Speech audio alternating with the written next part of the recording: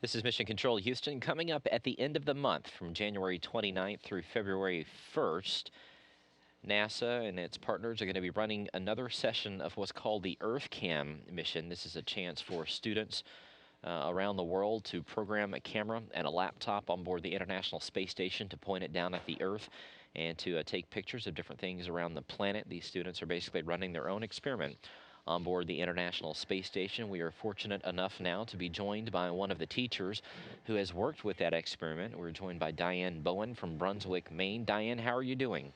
I'm doing great, Josh. How are you? Oh, it's going well. Now, let's see. First of all, let me ask you this. You were an astrobiology teacher, but that was to eighth graders, correct? Correct. I don't remember taking astrobiology whenever I was in junior high. So talk a little bit about how you started that, because I know that you pitched that program to the powers that be there in Brunswick, Maine, and sort of started a pilot program, correct? Yes, actually, it was partially NASA, Maine Space Grant Consortium, and Lockheed Martin that funded the pilot program, and I was lucky enough to be one of the 10 in the state of Maine. So how did you get involved with EarthKAM? This experiment goes back to, I think, the mid-90s, 1995, and it was started by Sally Ride, Right. Correct. obviously the first American female in space and somebody that had a long history with NASA. So how did you find out about it, and how did you get involved? Well, I was actually asked to start the program by Bob Gabrys of Goddard Space Flight Center, and I had previously done a project called Moonlink, and he said, I'd love for you to try it. So started it in 1996 and full force in 1997. And it's a fantastic program. So I'm assuming you did both the space shuttle version of this and also the space station version, correct? Correct. So you taught for, what, 30 years? You just retired here recently, correct? I did. So are you missing teaching yet?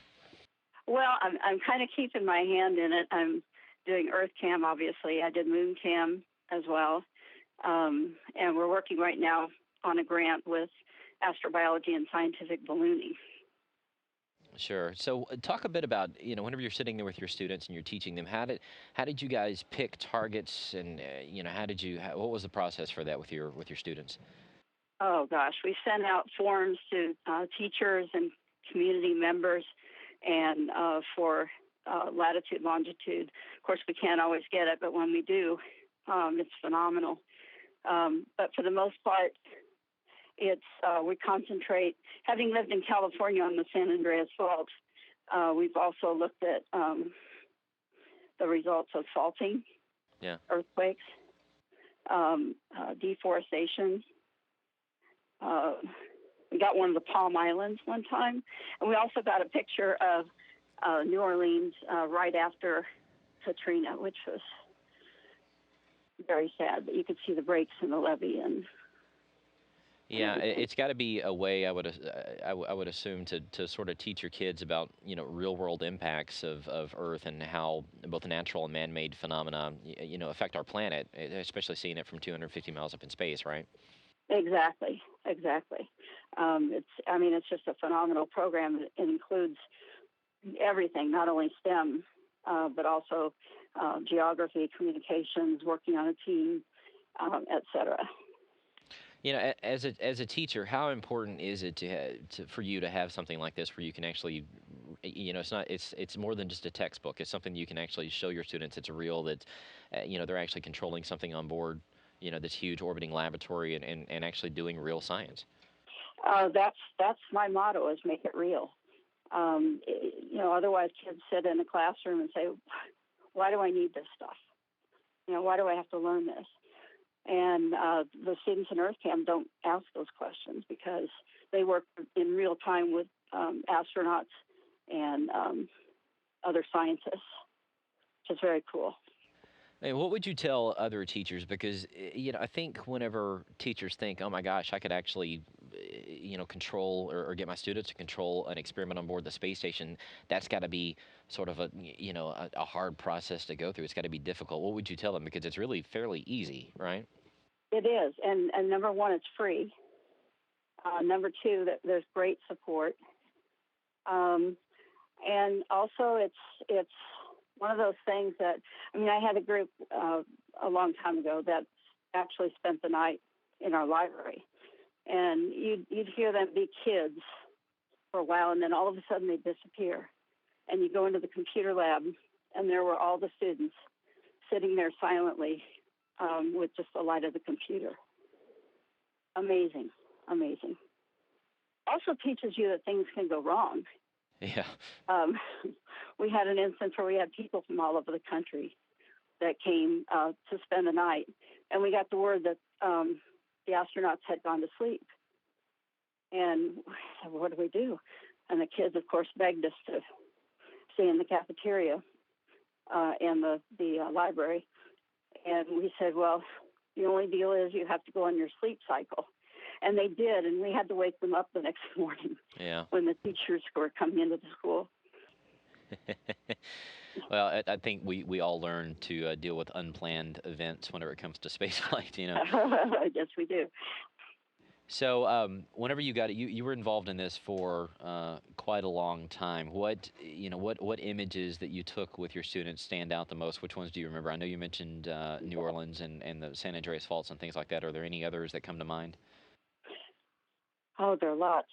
I actually go to Johnson Space Center to present at the Space Exploration Educators Conference. And I'm taking my EarthKAM photos with me, and I've run into people from all over the world that say, oh my gosh, that's my town. And I love handing those out to teachers. But that one, when we did the tsunami, got a photo of the Indonesian one. Right. We've gotten cities. We've gotten San Francisco and the San Andreas Fault. That one was awesome. Out of the thousands, it's just amazing. So I would say the Katrina one was probably the most unbelievably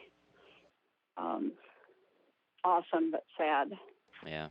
So whenever you encourage other teachers to participate, you would say that this is appropriate for both middle school, high school, whoever wants to participate, right? Yes. All the way from elementary, actually, to high school.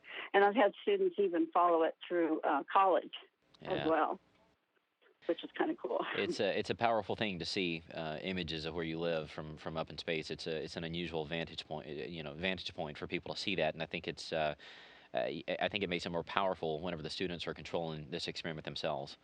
Right, and for the kids to see what a fragile planet we're dealing with, and that we live on, and that we've got to take care of. Yeah. Well, there's 2 information sessions for teachers that can participate. The first one's going to be on January 22nd at 9:30 a.m. Central Time. The second one is the next day, January 23rd. At 6 p.m. Central Time, and all teachers have to do is send an email to that web address you're seeing there on the screen, and that is webinar@earthkam.ucsd.edu. So again, it's webinar@earthkam.ucsd.edu, and again, the actual EarthKAM session is going to take place January 29th through February 1st. So Diane, it's been an honor to talk to you, especially after teaching for 30 years, which is just an amazing accomplishment. But congratulations to you, and again, we want to thank you for joining us today here on NASA Television. Well, I thank NASA for such a wonderful program to inspire kids. Thanks again, Diane. Okay, take care.